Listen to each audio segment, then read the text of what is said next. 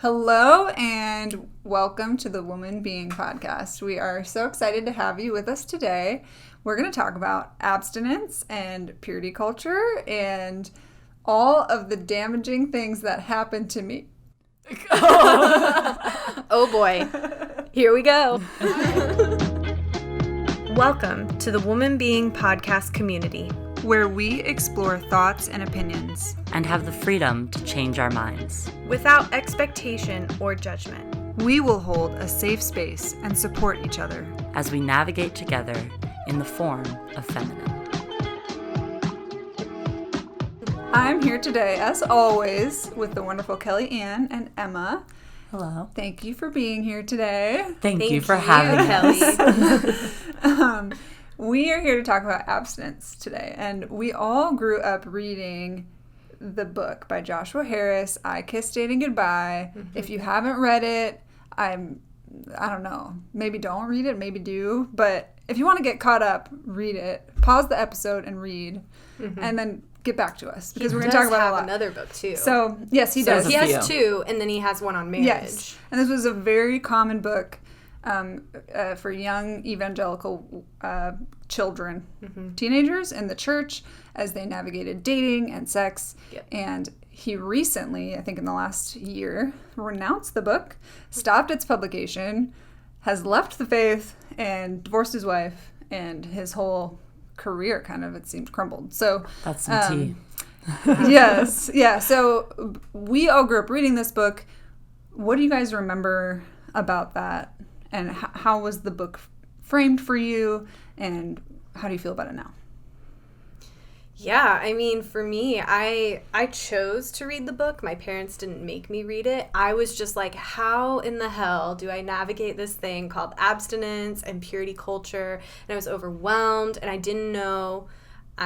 For those who are familiar with the Enneagram, I'm a type 1. So I want to know what the rules are and how to navigate. And so this was the resource to go to as a Christian girl that grew up in the church. And I remember walking away from reading his books. I mean, I read all three of them, like within the span of like a couple months, because I just wanted the information. I wanted to know how to navigate this.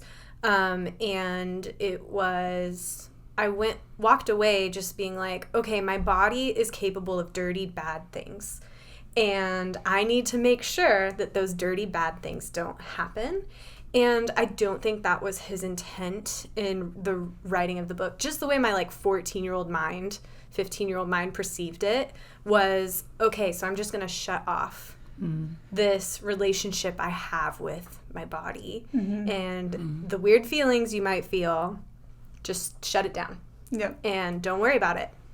And that was my introduction to purity culture. I mean, yeah, I can totally relate.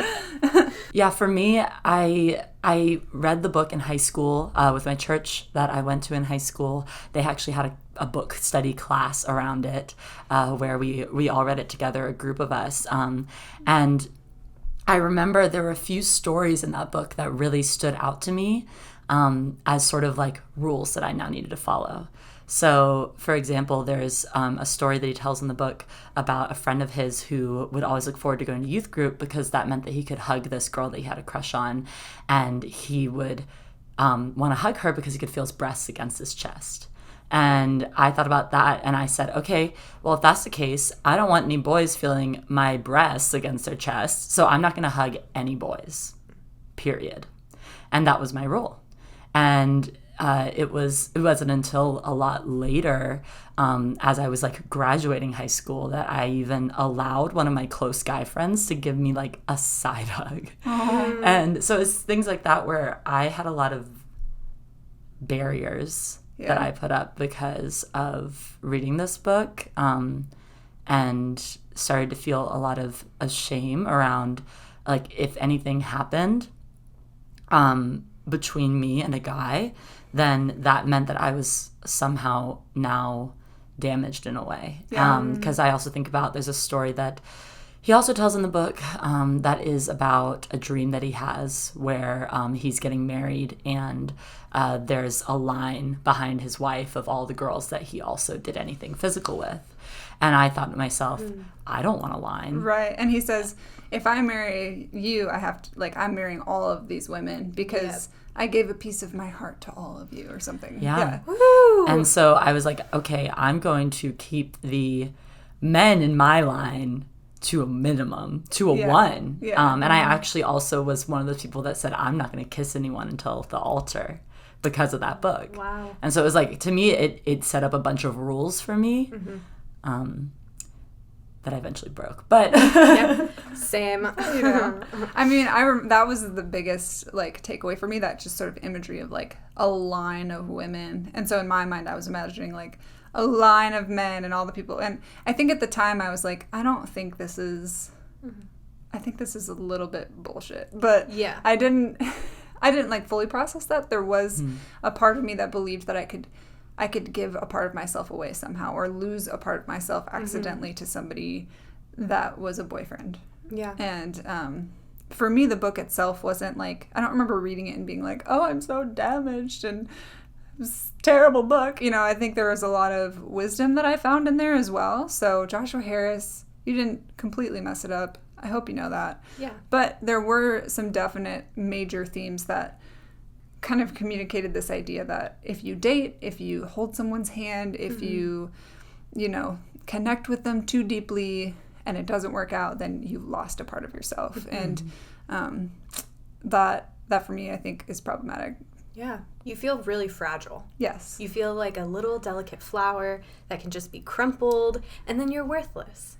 But that's not true. Yeah. Well, the thing is that's actually giving other people the power that God has. Yes. Which is the power to give you worth. And God actually freely gives us all worth. Yeah. And to say that somebody else could take some of your worth away is actually, it's kind of idolizing them. So scary. You're saying that they have that authority over you. And in fact, they don't. Yeah. And like, you're not a piece of pie. Like, you're not a pie that people can just take pieces of. Yeah. I think that doesn't disqualify, like, the harm that trauma and emotional abuse and, like, physical abuse, etc., can do to a person. So I'm not decanting that. But, like, I don't think, like, holding I had a boyfriend when I was 16. I don't think holding his hand, like gave a part of myself away. No. Other than maybe some germs. Yeah. Yeah. Well, now don't hold any boys' hands because we're in a pandemic. Because COVID, wear a mask. Yep. So I was curious. Joshua Harris gets a lot of flack, but there are other teachings that we grew up with, and I was curious, what other teachings do you remember growing up with? I know one for me, and I think this is a very common one, is that your sexuality is like a Band-Aid, and once you put it on, it sticks. But if you take it off, then it's not going to stick as well again. And so, like, that was my imagery of my sexuality, was a dirty Band-Aid. Yeah.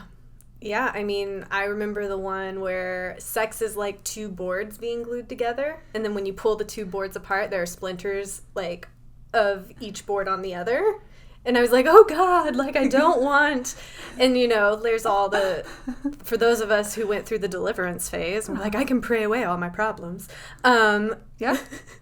Carry on. Yeah. I have no idea what you're talking about. Oh, yeah. So, then you go back and you're like, oh my gosh, any boy I've ever had feelings for, I just need to break the soul ties. Yeah. I gotta break the soul ties. I can't have it around. And it's like, I mean, for someone who's been married, or who is married, on your wedding day, you're actually not thinking about anyone else you've ever had a relationship with.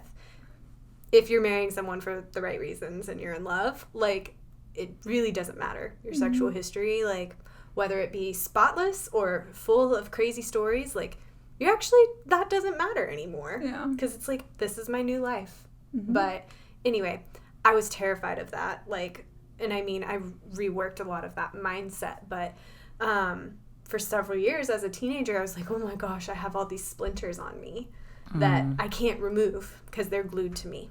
Oh, man. And it's like, that's bullshit. That's the word of the day. Yeah. I mean, thankfully, I actually didn't get a lot of these imagery metaphor teachings that you guys experienced. But one thing that actually... Can I just, like, debunk at least one of these really quick? Yes, please. the whole Band-Aid thing. Yes. Or even the splinter thing is so flawed because, first of all, physically, your body actually doesn't really change when you have sex. Like I was listening to a sex. What is she? She's a pediatrician that works with children that have been sexually abused, and she was saying how actually after 24 hours there is no sign of sexual activity in the vulva and the vagina, and she compared it to your mouth. So like when you get a sore in your mouth, if you like bite the inside of your cheek, it heals really quickly and it heals pretty much perfectly. And that's what it's like inside of your vaginal canal. And it heals so quickly from anything that may have torn or whatever might have happened, like that.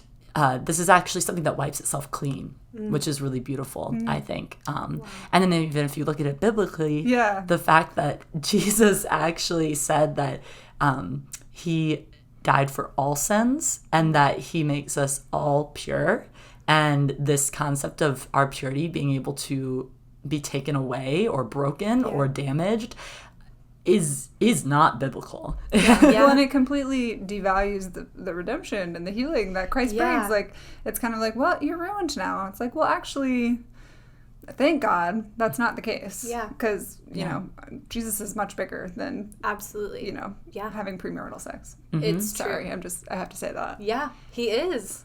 It's like, and your worth is way bigger than having premarital sex doesn't determine your worth. Totally. At all, as a human.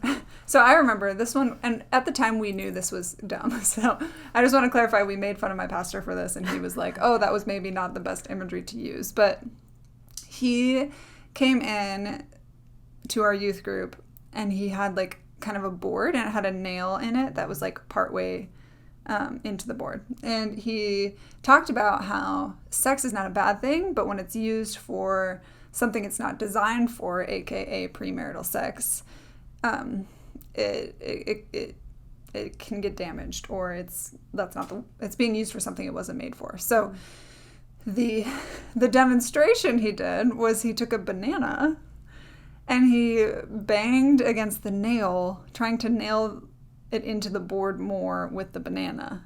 And of course the banana was just like shred to pieces, and all of us were like, this is whack. Hilarious. So we did make fun of him for that, so that wasn't necessarily something that stuck in my mind, but I think that prevailing imagery is implicit in all sorts of sermons that I heard about purity throughout my adolescence, which was just that if you do it wrong, you could damage it. Yeah. And it will, it will be a dirty Band-Aid, or it will be a shredded banana. Or a bald flower with no petals left. Yes. Yep. Mm-hmm. Yes. And or a crumple. Yeah, I don't know if anyone watches Jane the Virgin, but your sexuality is not a flower that can be crumpled. And it's not that fragile. It's actually really powerful. Yes. That kind of encapsulates some of the more harmful teachings that we had. I mean, and again, like, I'm not saying that I have PTSD from these things, so harmful is more subtle than perhaps like. But I mean, some people kind of do. That's true. Yeah. That's true. Thing. Yeah. Vaginismus is real. What is Vaginismus? Vaginismus. Uh-huh. So basically, where your vagina is just so tight that you actually can't have sex, and it's because we can embody the shame we've been taught. Yeah, that's true. I mean, that trauma is held physically in your body, and there's also so many psychological things that come along with that. Oh yeah, that's true. That's true. I was wondering. So yes, okay, harmful teachings, I stand by that now. You've convinced me. But what were some of the good teachings? What are things that you remember that convinced you, that drew you closer to God? Yeah, your body's a temple. Like, that, to me, was radical. I mean, when I was in ministry school, we actually read through the whole Bible like you do in ministry school. And I remember reading about Solomon building a temple. And I'm like, I was, just struck by the detail and the ornateness and the beauty, the true beauty, because sometimes when you're raised in conservative households that are Christian, you're told beauty's a bad thing. Mm-hmm. But I'm like, wow, like there were gems and beautiful wood and gold and silver, and I'm like, and God chooses me over that. Like that idea of like I'm a temple was radical. I'm the place that he chose to inhabit. Mm-hmm. I was considered more not worthy, I don't know if that's the right word, but I was his choice over anything that I was build. His choice, his preference. Yeah. Mm-hmm. Yeah. And his grand plan. Sorry. Yeah. I think that yes, for sure, that was definitely a big thing for me as well, is, the idea that I'm actually this beautiful creation of God's, and I'm a vessel of Holy Spirit, and chooses to dwell within me as this temple and this thing that's worthy of dwelling in. But another thing I think of with abstinence culture is that I think is really beautiful is the idea of two becoming one, and that representing Christ's love for the church. We see this metaphor throughout the Bible of the bride of Christ, and how the church is this thing that's so treasured by him, and that's so honored. And I think it actually shows how much God doesn't actually care about abstinence as a qualification to be the bride of Christ, because the bride of Christ, the church, is so screwed up and has so many things that are wrong with it, and so many harmful teachings, which we've talked about, and Jesus still says, "This is my beloved." And I think that the idea of I think that there have been some harmful ways that the church has twisted that imagery in the realm of it reflecting a husband and wife, but I also think that it's a really beautiful way to connect with God, and recognize that, like, oh, this bond that I can have with another person is pointing me towards this bond that God has with me as part of the church. Yeah. I remember my youth pastor in particular, she went around to schools and she did abstinence talks, and so she talked about it a lot. And one of the beautiful things about that is that we learned to demystify sex as kind of this taboo subject that you don't talk about, so we were open about sex, which was great. One time she was preaching and she talked about sex being a gift, and our sexuality being a gift from the Lord, and something to be enjoyed in the context of marriage. And she basically framed it in the sense of, like, I love to buy my girls gifts for Christmas, and like these are gifts that I've prepared for them and I've been thinking about. And so she kind of framed your sexual relationship with your spouse as sort of this gift that the Lord is preparing for you, and has set aside for you for the right time. And you don't want to open it before Christmas, essentially. But even so, like, just that to me was what motivated me, is that I'm like, oh, okay, the Lord actually wants to bless me. My sexuality is a blessing, and my sexual relationship with my husband is a blessing, and so I'm going to wait for the right time. That's kind of, and I heard the whole gamut of teachings, but that was the one that stuck with me, and I remember specifically feeling like fully convinced and fully convicted after she framed it in that way. So I will say there was a really good, it was from a different book. It was not the I Kissed Dating Goodbye, and it was not as popular, but it was the first metaphor I heard that really made sense to me, and it was that your sex is like a pickle jar, and if you keep just twisting the pickle jar tighter and tighter and tighter. This was after I had my first boyfriend and wanted to make out all the time, and wanted to know that was okay. And so I used this book as justification. But if you just tighten the pickle jar, all of a sudden on your wedding night, you're expecting to just open the pickle jar with no issues. And I think that was the first metaphor that really made sense. And I was like, okay, so maybe this is more of a dance than a yes and no checklist. Because you also don't want to leave the pickle jar open all the time. You don't want the pickle jar that's open. true. Your pickles go bad. Yeah. Things get dusty. Things get dusty.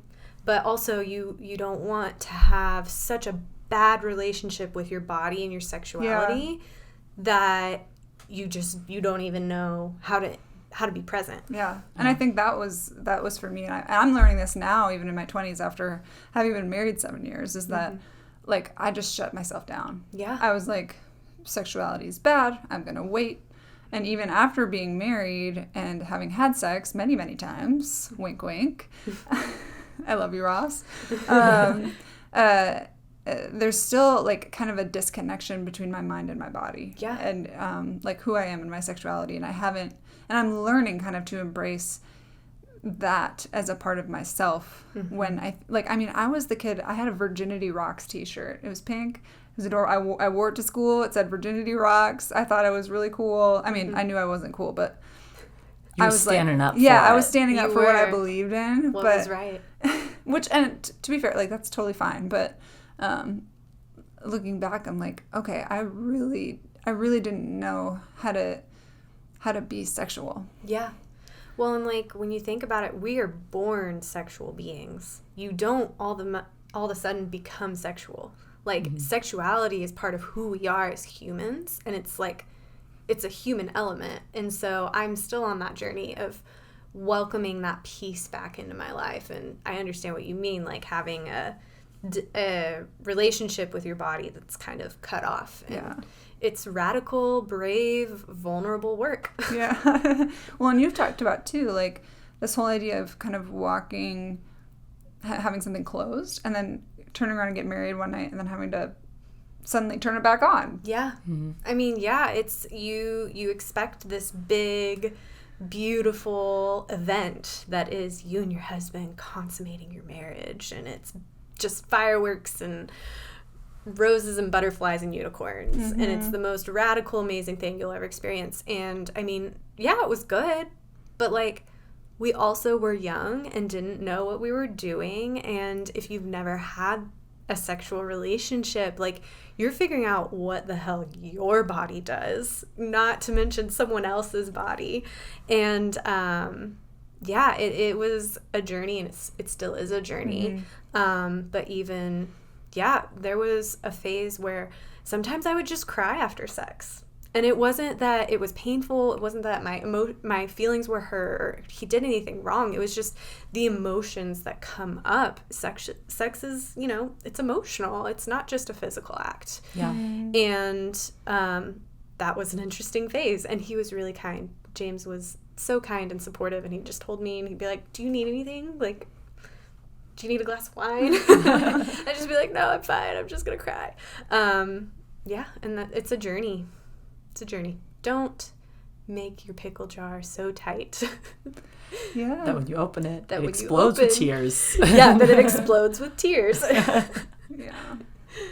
I think for me, I listened to a podcast with Abby Stumble, and she talked about how she kind of went through a journey of like rejecting her sexuality and then learning how to be like, okay, thank you, sexuality, that you're here.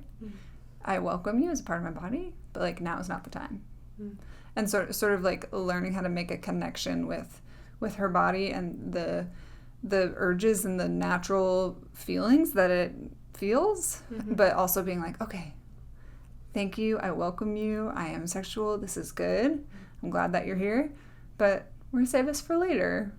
And I don't know, maybe like sometimes it's like, okay, pickle jar, I love you very much, I'm gonna set you on the shelf for now until the right time. Yeah. But when you kind of are like, no, don't come here, reject it. I remember watching movies and being like, oh, look away. I feel things where I'm not supposed to be feeling them, and this is wrong. Like, as if being slightly turned on was a sin. Yeah. Well, and I learned within the past year that babies actually masturbate in the womb. Oh. That's a Fun thing. fact. Wow. Fun fact. Babies masturbate in the womb. And I'm like, is that unborn baby sinful? Could it be a evidence of its inherently sinful nature? Yeah. That's true. But I don't know about that. I'm just like, you see it in nature, you see it in humanity. sexuality can also be a coping mechanism. Yeah. And I think, I mean, this is a whole different tangent, but I think used well and healthily, it might not be sinful. Yeah. Well, I mean, I think that things like masturbation and sex outside of marriage and sex within marriage can all be harmful. Yeah, and absolutely. I think that they could all be good. Absolutely. I think that there's so much that has to do with discernment and recognizing knowing yourself well enough and having a relationship with Holy Spirit that's guiding you and directing you to where there's not so much there's not this exchange of shame or of fear around being sexual, but it's actually instead you're just walking with God in the sexuality that you were given, because we, like you said, we are all sexual. God chose to make sex pleasurable when, I think it's humans and dolphins are the only animals that have pleasure in sex or something like that. I don't know. You can fact check me on that, but always fact check us. Yeah, don't take anything I say as fact. Just disclaimer there. But I think that God was very intentional in doing that.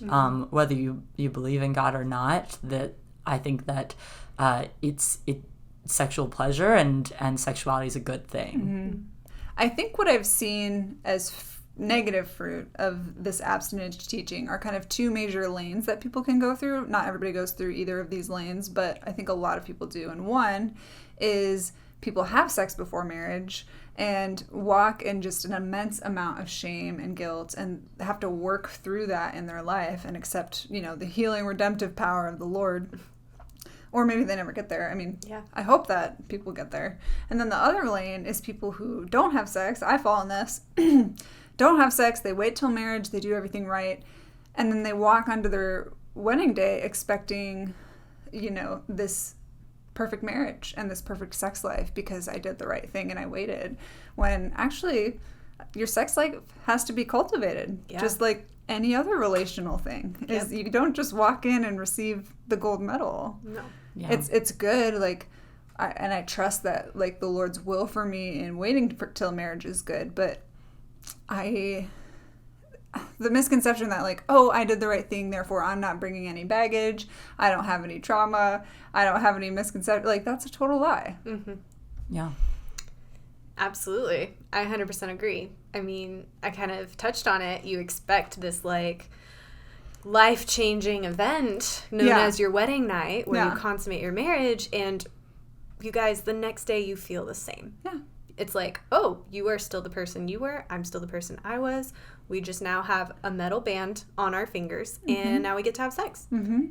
There's not a major shift. And everyone's you feel so connected. I mean, sure, felt connected. We were naked together, but it's physically connected. You are physically connected. But it's just okay. Yeah. It's not this massive shift. Yeah. And I think that's okay, because then you actually can go into it what I have now, I know I'm going to have in 5 years. But I think that stands true then for people who didn't wait until marriage. You're still you the next day. There hasn't been a cosmic shift in the universe that, has transformed you into a damaged pile of flowers. You're still you. You made a choice. And there may have been other factors that played into it that were traumatic, but your whole life has not been dragged through the mud because of it. Yeah. And here's the thing. I think that the church has really made a mistake in this, instead of being pro healthy sexuality and pro a whole view of sexuality, instead they've been anti-sex. That's really good. And that is you can't have your whole life before you get married be anti-sex. Don't do this, don't do this, don't do this, don't do this, don't cross these lines. and then, like you said, be able to flip that switch. Right. People don't work that way. Right. No. Well, no one's teaching you emotional intelligence and how to lay boundaries and how to make sure that you don't end up in a codependent relationship, or because those things aren't sins. Yep. But I like there should be a more wholesome teaching in how people should approach relationships, not just, you know, marital relationships, but all relationships that should apply into marriage. And I sometimes wish that we emphasize those things more. Yeah, absolutely. Well, and today we have a very sex positive culture. Well, I mean, debatable, but in the majority of areas, we are leaning more sex positive. Yeah, in secular environments, for sure. Yeah, and you're not, like, teenagers and young people in general are not going to automatically be drawn to this negative, like, don't do this, don't do this, don't do this. Here's the list and the ways you can fail. Versus over here, it's like, oh, this is positive. This is good. Like, you're going to feel empowered, and you're going to feel, I guess my whole point is basically echoing what you both were saying. Like, we have to rise to the occasion to teach people a whole view, a whole perspective. And if our perspective is just this is bad, we're not going to get anywhere for anything. Mm-hmm. Well, and we're not helping anybody in their future marriages if the only thing that they focus on in building relationships with people is not having sex with them. Yep. Yeah. That's not the main event. No. Or even not hugging them. Not coming anywhere near them. Yes, like that's not going to help you learn how to build healthy relationships with men in your life. Mm-hmm. It's just not. Like, men are dangerous, and you have to stay away from them. And the only person you can trust is your husband, but how are you supposed to suddenly trust a husband when you haven't trusted any man? Mm-hmm. Yeah, except for your father. Well, you haven't even trusted yourself, really. Well, exactly. Because you believe your body is, you know, just this trap, and, like, you just don't want to fall into the wrong thing. And so it's like you aren't trusting actually the goodness inside of you. Definitely. And you're not trusting the Holy Spirit to lead you through it. Yeah. Mistakes or no mistakes. Like, you have to trust that the Lord is going to get you through it. Yeah. And also, God's not surprised or shocked by your fuck-ups. No. Can you say that again, please? God is not surprised by your fuck-ups. For the people in the back. Like, he's not surprised. He's not ashamed. He's not shocked. He's not, oh my gosh, let me just close my eyes while they fornicate. It's like, God knows. And when he you know, whatever your beliefs, whether you believe in the universe, divine love, if you're Buddhist, I mean, creation of the universe, whatever view you have, this was made on purpose. Yeah. Creator is not surprised. Mm-hmm. Mm-hmm. The end. Thank you for coming to my TED Talk. Thank you for coming to my TED Talk. So here's a question. In the midst of this, we're kind of deconstructing sort of this teaching that was meant for our good, but and we realize that there were some flaws in it. But my question is, in the midst of all that, how do we still uphold this biblical view of sex while also creating wholeness and preventing, you know, shame and guilt? Yeah. I mean, I think when I think about abstinence only teaching, or like in schools, Sure, or in churches or in homeschools, that is to deprive a child of knowing about their body is actually really harmful and can cause a lot of problems. Yeah. Like children getting sexually abused because they don't know that that is a sexual body part that someone is touching. Or it can lead to women as they get older not understanding why certain things are happening in their bodies. And so I think that one of the things that we can do to develop a healthier view of sexuality is to actually be open about that to our kids, to the generations that are coming up, to say, hey, this is your vagina, this is your vulva, this is your... I was Googling what a vulva was the other day because I wasn't sure. Like, it's things like that where it's like, okay, these are your body parts, this is how it works, these are good, and these are holy. And also for boys too, obviously I just mentioned female body parts, but we can just throw the word penis in there too. Penis. We're not afraid. Your testicles, all the beautiful parts. All of it. And if you really understand how those things work, then you have so much more ownership over them. Yeah. And you are going to be able to move forward in making more responsible choices. Totally. And I think on top of that, I mean, in general, I tend to hate going towards a negative view of things and instead focus on what is the positive that we're trying to go towards by talking about this negative. That's good, Emma. So instead of saying, don't have sex, don't go, my church would say, stay out of the horizontal position whenever you're with a boy. Yeah. Don't lay down on the couch together. Don't do any of that. Or like, don't. Instead say, do this. Like, do develop healthy communication with your boyfriend. Yeah. Do bring your parents into that relationship when you're a teenager so that they can sort of know what's going on and they can mentor you as people who have been in relationships and have a hopefully healthy marriage or whatever that looks like. Someone in your church or in your community that does have a healthy marriage. Or it looks like not being afraid to talk to your parents or your friends about sex, about, oh, I made out with my boyfriend and I got wet and I felt aroused and he was aroused and what do I do with that? And feeling like there's been so much where it's like, you can't talk about this. Yeah. You can't do anything. You just have to be stoic, but you should get married. Yes, right. But how do you develop a relationship with someone when you aren't allowed to even come anywhere near any of these things? I'm not saying you have to be super physical to be in a relationship, but there's so much where communication has broken down, Right. and it's actually very essential for creating healthy relationships within your community, and once you then do pursue having a spouse. Yeah. Well, and I think even like to add on to that is when you only talk about what not to do, you miss out on the top opportunity to understand consent. Is like, if you just feel like you shouldn't be doing anything, then both parties, male and female, or I guess male and male, female, depending, could be crossing boundaries, and either one could be uncomfortable with it, but not really know how to say yes or no. And so, like, we don't talk about consent because you're not supposed to consent to anything. And so you end up That's good, Kelly. with people feeling like boundaries have been crossed and they don't really even know why. Yeah. Yeah. Absolutely. I mean, and then that can also turn into marriages that don't have consent as well. Yes, definitely. Yep.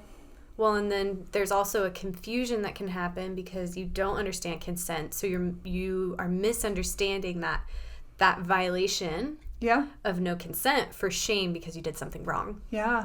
I mean, I don't think abstinence as a teaching should be like shut out. I'm not saying that we don't talk about it. I'm not saying that we don't recognize God's design as articulated in the Bible. But I think we just have to frame the conversation differently. I think we need to take emphasis off of don't lose your virginity and place emphasis on how to have a healthy marriage and how to have healthy relationships, because your husband is not your only relationship. I mean, I look back, I have a whole lot of trauma from a relationship with a friend that was codependent and abusive. And there was no framework in the church to talk about, like, you know, a friend treating you wrongly. Yeah. We only talked about boys. Yeah. That was the only thing that mattered. So definitely giving people a more whole perspective on how to do life with everybody that you have to come in contact with. Because your spouse, although a very important one, is not the only one. Yeah, that's really good. And I mean, on your question about abstinence, I personally am in a place where I'm like, I don't know that I can tell people that that's what I think they should do at this point in my life. I mean, I tell my sisters, be wise, know yourself, know you will remember. Like, what memory do you want to have? But at the same time, I'm very aware, like, they're grown, beautiful, powerful women that get to make their own choices. And I think, kind of like what you were saying, like, if there's an emphasis on what is happening inside and what is my reasoning, and do people know themselves? Do people know, oh, I don't know how to love myself, so I want someone else to love me, so maybe I can feel love? Yeah, that's a bad reason to have sex. Yeah. Like, you know, and even in marriage, those things can happen. And I think that people need to have that perspective as well. Like, in marriage, like, if you haven't learned to know, like, when you might be getting sex for the wrong reasons, like, it's just kind of a life skill. You got to know what's happening in your heart so that you know how to meet your needs in a healthy way. Yeah. Well, and I think the understanding is often that, like, once you get married, like, it's free game, you know? Yeah, no. Sex all the time, but that's not true. Yeah. No, I want sex way more than James wants sex. And that's okay. Yeah. And, like, I get to learn and practice self-control. And that's a gift. Yeah. I mean, I would say that I probably have a slightly different view than you in that, which is great. Where from my experience, and obviously my experience versus you guys' experience is very different, since you guys have both been married for a good amount of time and I'm single Pringle. So Hit her up on Instagram. Oh, stop. Any men. Okay. No, not any men. The good one. Which, like, is great. I actually really love being single right now. But I think that from my experience and from the experiences that I have learned from other people, to me it seems as though abstinence is the best option outside of marriage. But I'm also not the abstinence police, and I'm not going to go and enforce that onto people. I can say that this is a choice that I've made, and that this is what I feel like I can feel. I feel peace with Holy Spirit in doing that and walking in that, and I feel like it's something that it's an intimacy that I don't want to cross the line of right now. And I think that in the past, I had a lot of opinions about other people's sexual lives. Yeah. You know, like, if I knew that somebody else had sex, it was like, this is the end of the world. Yeah. This is everything breaking down. This is horrible. And then even when I had, like, relationships with boys, I would feel like if we did anything that felt like it was crossing a line, then everything has fallen apart and I'm in full meltdown. Yes. I remember that feeling. Yes. It's very familiar. And so I think that my advice or my stance, if someone were to ask me, should I have sex before marriage, I would probably say no. Yeah. But I'm also not going to say that you're going to be ruined, you know, if you do. And I know people and have great friends who have had sex outside of marriage, and they have either stepped away from that and said, that was a mistake and I'm not going to do it again, but, you know, I'm still good and I'm still whole and I'm still loved by God. And I've had people who have stepped away from abusive sexual relationships, and it's been really traumatizing. And I also know people who have had sex and have been totally fine, and they're like whatever about it. So I think that there's so much nuance in it, and I don't think that it's a make or break it situation. Yeah, I agree. I also think, though, to be very aware at what age you're making that decision. Like, getting married at 22, I was still very young, even though it was the right timing for me. Like, looking back, I'm like, oh, wow, like, as a teenager, like, whether I decide to continue an abstinence lifestyle or not, like, probably shouldn't make that choice as a teenager. And I know as a teenager, I would have hated to hear that, because I'm like, how dare you? But, like, it's sex is complicated. It's emotional, and there's a lot to learn about yourself and your partner. And I would just, that is the advice I would give. Probably just pause until you're in college, because you're not missing out. No. You're really not missing out. When you're married, you won't remember life without sex. I would, for any Bible-believing Christian, I would advise that you take to heart what the Lord has said is good. And so, I mean, I do stand for abstinence as the biblical way to go about sexuality, but But I mean, to echo Emma, and I think both of you, is I also don't think it's the end of the world. I don't think God is shocked. I don't think that you've been damaged or ruined. And most importantly, like, you can move forward and you're going to be okay. And there's redemption in your future marriage. Like, there just is. There's redemption. One thing that I also want to call out really quickly is that if you have gone through sexual abuse or if you've been raped, that also doesn't make you damaged. But I also want to say that even though God forgives you in that, like, there's still a process of healing in that. Yeah. And it's also okay to call it out. Yeah. And it's okay to report somebody that is still loving. Because I think that there's been a narrative in some spaces in the church that says, oh, you just need to forgive people, or oh, you just need to you don't like, if you reported somebody to the police, then that's not loving towards them because they're your brother in Christ. And I think that that's linked with the abstinence culture and this whole suppression of sexuality. And it's actually the most loving thing to do is to get somebody help if they're doing that to women, or even if they're just doing it to you, because, or even if they're doing it to men. Yeah. To anybody. Anyone.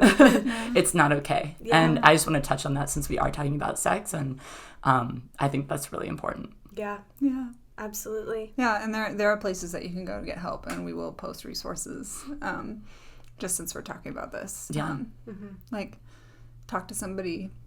Yeah. And what happened to you wasn't okay. Yeah. I just want to affirm and that. It's okay if you need time to talk to somebody too, though, because it's a lot. Absolutely. Yeah. You'll know. Take your time. Yeah. And we're rooting for you on the sidelines. Absolutely. So that brings us, I think, to kind of the close. And before we end, I wanted to give each of you an opportunity. If you were talking to 16-year-old you, what would you tell her?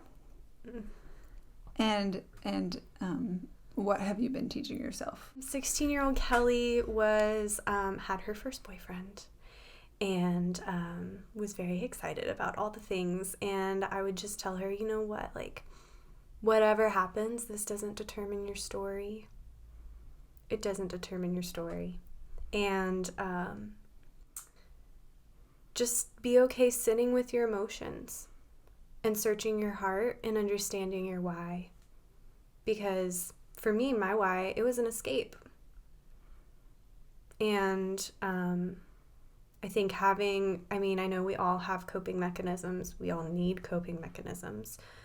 But understanding that coping mechanisms aren't necessarily the healthier choice.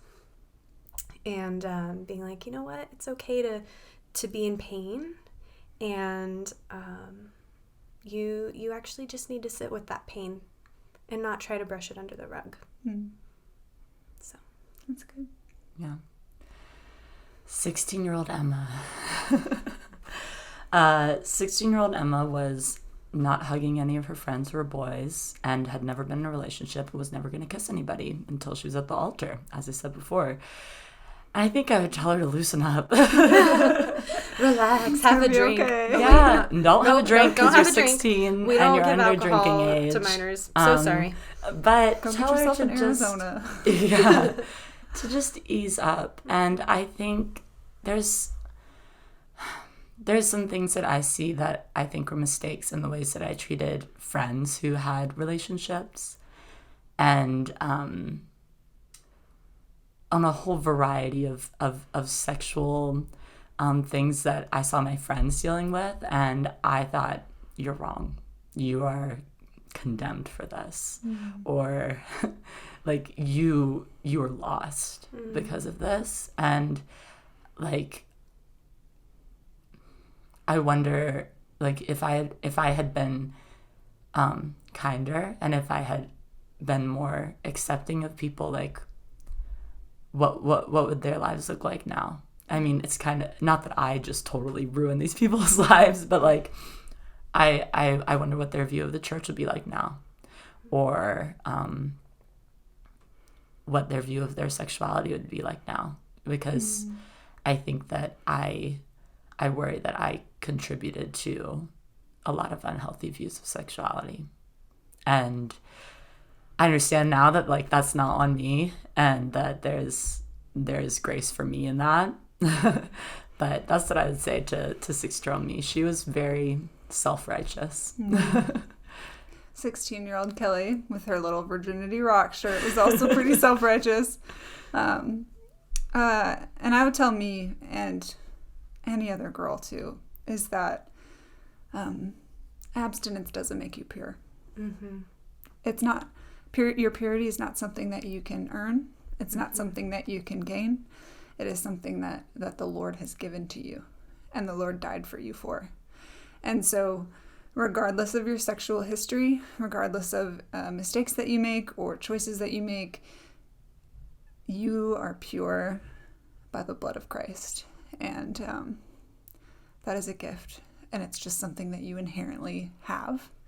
And that doesn't mean don't be obedient. And that doesn't mean don't keep seeking the Lord. But just know that your purity and the measure of love that the Lord has poured out on you is unwavering. There's nothing that you can do. It is there for you forever and ever. So that's what I would say to me is, loosen up a bit, because guess what? It's actually not on your own doing. Mm-hmm. Yeah. I'm going to challenge our Christian audience a little bit, maybe a lot of it. But I've actually been learning about what is known today as the chakras, the energy centers of the body, if you will, and actually focusing on my sacral space, my womb bowl, and holding that space as sacred, and just in an effort to reconnect to my beautiful feminine portion of my body. There was this weird experience in ministry school that I was very into yoga, and the Lord's like, I'm going to do yoga with you today. And I was like, okay. And he was like, but you're going to do it naked. And I was like, excuse me. And Lord. And so I did. And I had a big sliding mirror on my closet. And he was like, no, you're going to watch yourself. You're going to see how beautiful your body is and how good it is. And I realized I'm a more curvy woman. And I realized, like, my body is really beautiful. And it actually looks like, Greek sculptures. That's what my body looks like, and it's art, and it's beautiful, and it's holy. And just reconnecting to that holiness and goodness that is your feminine form. So yeah, that's what I have been learning. It is a great unlearning, and it is a constant unraveling. Mm-hmm. Yeah, I feel like God has been very kind to me in whenever I'm unlearning things that the church has taught me. It's very gradual. And so I just think that gradually, as I've grown up over the past, essentially since I graduated high school, I've seen just subtle shifts in the way that I think about all of these things. And I think that as I've gained more resources to listen to and to read, and as I've had more discourse with women like yourselves, like, that's been part of my unlearning in all of this. And I think that that practice that you mentioned of like thinking, like, of recognizing your sexuality is something that I've been learning a lot about in the past year or so. And I've had some discussions with close friends about, like, okay, actually I can thank God for my sex drive, and I can thank God for all the ways that my body actually is showing that it's working well. And I can also thank God for the potential to eventually have a relationship that's intimate like that with someone. Rather than it being something that's frustrating or feeling, I don't know. I think that in singleness, a lot of times Christian women feel very impatient in it. And I feel like in some ways I've sort of gone the opposite direction of saying like, no, I actually just don't even want it. But some of that is like feeling afraid that if I say I want it and I don't get it, then I've been wrong. And I was prideful in that. But that's a whole different thing. Anyways, I think that stepping into a space of accepting God for my sexuality in singleness and in abstinence has been really valuable for me. Yeah. That's awesome. In the past year, I've also started this practice of like when I feel that sex drive rise up in me, I'm like, thank you for being here today. Like, okay, this is okay. This is a part of me. This is not something that is only allowed to exist in my bedroom with my husband. Yeah. It's not dependent on him. It's a part of me. And I'm not saying that like I can or should go out and act on that in my own way. I'm just saying that, feeling wet or feeling that tingle, like, it's okay. Thank you, body. You're doing what you're designed to do. Yeah. And I just think I had a lot of body dysphoria growing up in that it was just sort of a thing that I lived inside. And when I got married, like, I was learning about my body just as equally as Ross was, because I just didn't look down there. I didn't talk about it. I didn't like acknowledge that it was really a part of me. And so in my marriage and over the course of time, I've just been accepting it for what it is and inviting it into me and my world. It's not just sort of this like thing that I have that I feel uncomfortable in. So that's been my journey most lately. Thank you guys for sharing and being vulnerable. Thank you for sharing. Of course. Actually, if you don't mind, Yeah. I would have a practice that I would recommend to our listeners. If you're just wanting to get more present and into your body. It's called pleasure practice. It is not sexual. Disclaimer. But it's just recognizing like what feels good. Like, is it like brushing your hair? Or when you're in the shower, like noticing how the water feels when it hits your skin. When you're holding hands with someone you love. Like, what feels good but innocent, and cultivating that understanding and presentness. That was a great gateway for me to work towards other practices to help reconnect me with my body. Even like, do you have a soft shirt that you love to wear? Like, feel it on your skin. Like, the pleasure that brings that is not sexual, but that your body's good. Yeah. I would suggest that. Just like loving the senses that God gave you. Yeah. And like the way that you experience the world through that. That's... How does breakfast smell? What is that refreshing beverage you love? Is it a kombucha? Is it a lemonade? What is it? Yeah. And just really sitting with the enjoyment of life. Yeah. Being more in tune with your body. Yeah. That's all great. Okay. Thank you guys for being here and sharing and being vulnerable. And to all our listeners and our women beings out there, we love you and thank you for listening. We always say this, but you can follow us on Instagram at Woman Being Podcast, or you can check out our website, womanbeingcommunity.com. So thank you so much for listening. We'll talk to you soon. Adios. Bye.